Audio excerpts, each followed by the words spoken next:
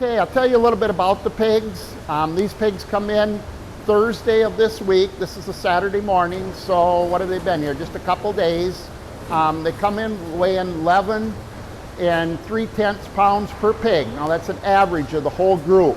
They actually weigh the truck before they put the pigs on and then weigh it after the pigs. Okay, back to the pigs a little bit.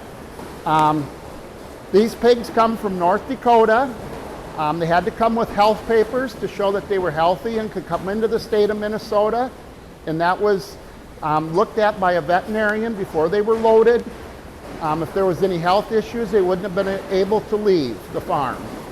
So we're looking at very healthy pigs here this morning, but our goal as a farmer is to keep those pigs healthy all the way through, because in 6 months, this is going to be our food supply. Either to make your ham sandwich or your pork chop, or to put ham or whatever in your salad.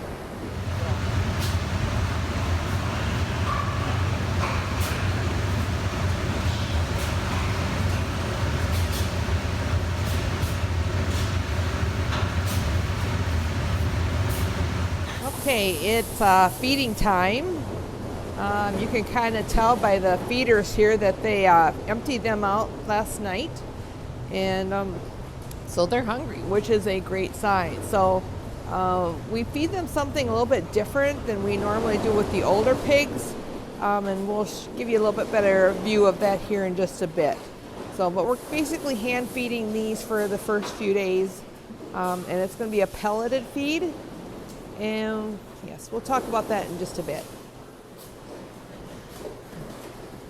You can see the pigs are all lined up at the feeder. Well, it looks like one or two are kind of going there crossways. They haven't quite figured out that that's probably not the best way to get their feed. But yeah, they're learning about to eat. These are newly weaned pigs, so this is a new experience for them, and looks like to me that they're really catching on. Probably somebody should tell them that they have a feeder down here. Just a few less pigs down here. Probably make it a whole lot easier if some of them come down here, but they'll figure this all out.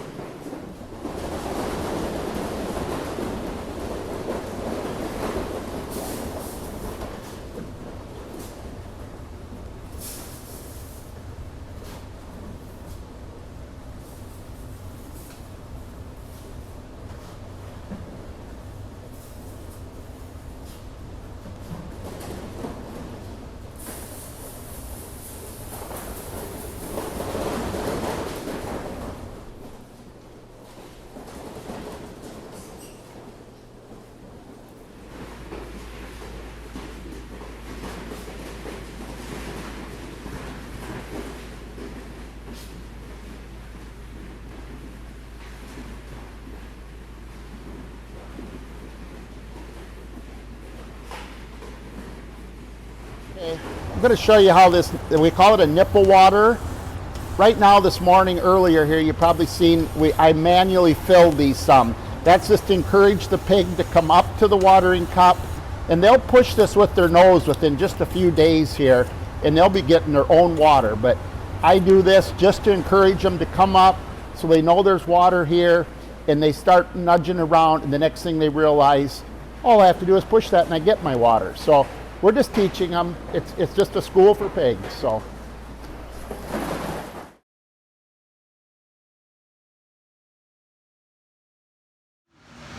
Here's some feed. This is what the pigs will eventually eat. And so we actually make the feed here in our farm. We use the corn that we grow. Most of what you're seeing here is a combination of corn and soybean meal. Probably 95% plus is that. The rest is just other micronutrients, vitamins, that sort of thing. So. Okay, we're looking at, we call it a brooder heater. This is kind of a zone heat for these small pigs, so when they sleep at night or through the day, I mean, they sleep a lot, just like babies. They lay here all in a group, and they like this extra heat. It's just like vasting on the beach somewhere. So it keeps them very warm, because when they sleep, they don't put off as much heat. But we can't keep the whole room this warm, because it wouldn't be efficient. And the other thing that encourages them when they do get up to go eat. because it's very important that these pigs eat quite often through the day. I will feed these 3 times a day for the first 3 days, and then we put them onto full feed, which is run through the auger system, which we probably will take a picture of here just a little bit later. But right now we kind of limit the amount of feed and make sure they clean it up so it stays fresh. But 3 times a day is sufficient. I'm going to talk a little bit about the pigs' socialism, or whatever you want to call it, amongst themselves. You see some of them trying to fight, and they're kind of establishing pecking order in the pen. Now I know we can call that bullying or whatever, but you got to remember these animals are used to the wild, and the fittest survive.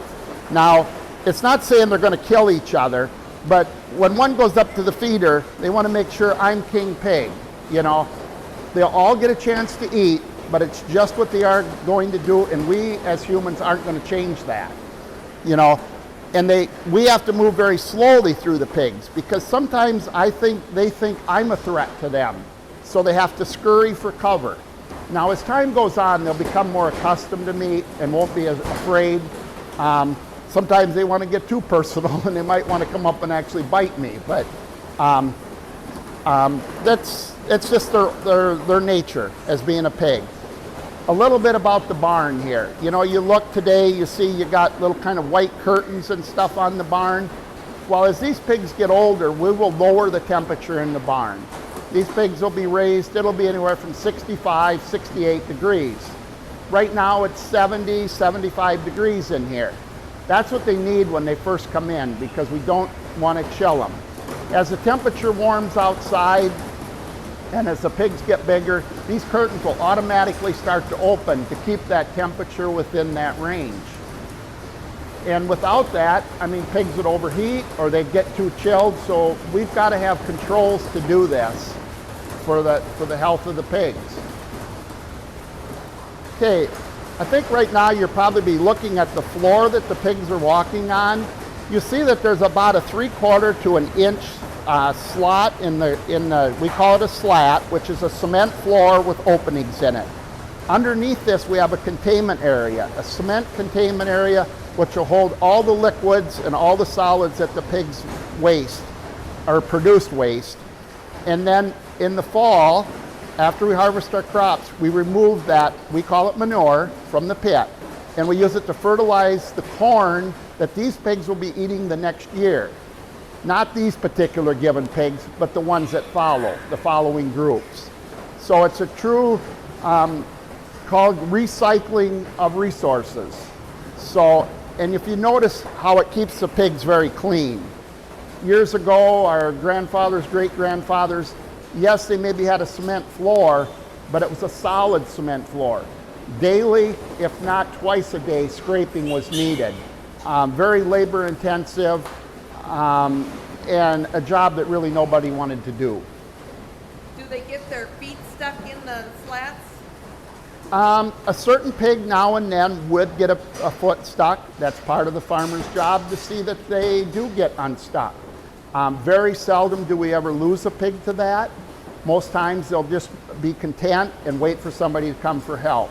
But as the pigs get older, it's totally basically unheard of. It's just one of those things, but if they were outside, they would have just other issues that they'd be dealing with. So it's a very small percentage that happens on. Okay, you might be wondering why the pigs are in barns here. We don't have them in some outside area, some big grass field. Well, we're here in southern Minnesota. We have no grass now. We have frozen soil. We have, and when it warms up in the afternoon, we have mud. Totally unhealthy for pigs. They would have all sorts of issues that we'd be trying to deal with. So we put them in these barns here. We have much better control over them and give them a much better environment. This morning outside it's probably about, 18 to 20 degrees. Might warm up to 35 or so this afternoon.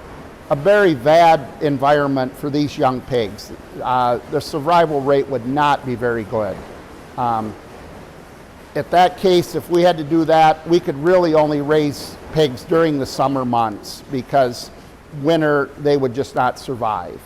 So, but we need a food supply all year long, not just in the summer.